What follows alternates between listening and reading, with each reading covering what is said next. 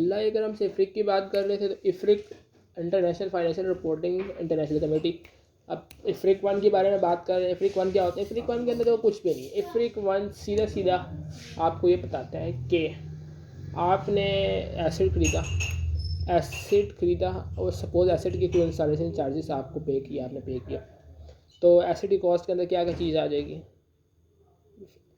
मैं कि एसिड की कॉस्ट में क्या क्या चीज़ें आ जाएंगी? तो एसिड की जितने का एसिड लिया, जितने के इंस्टॉलेशन चार्जेस लगे उस एसिड को, और एक एसिड जिस जगह लगाया उस जगह खड्डा खोद दिया, उस जगह के खड्डे को आगे जाके फ्यूचर में डिसमेंटल करना है, तो डिसमेंटल चार्जेस फ्यूचर में जितने पे करने पड़ेंगे उसकी प्रेजेंट वैल्यू ऐड अप करनी पड़ेगी।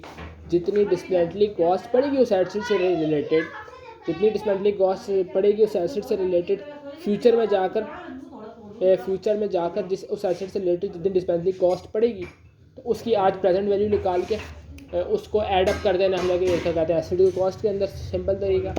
अब बात ये हो रही है कि आप इस तरीके से कर रहे थे, ठीक है।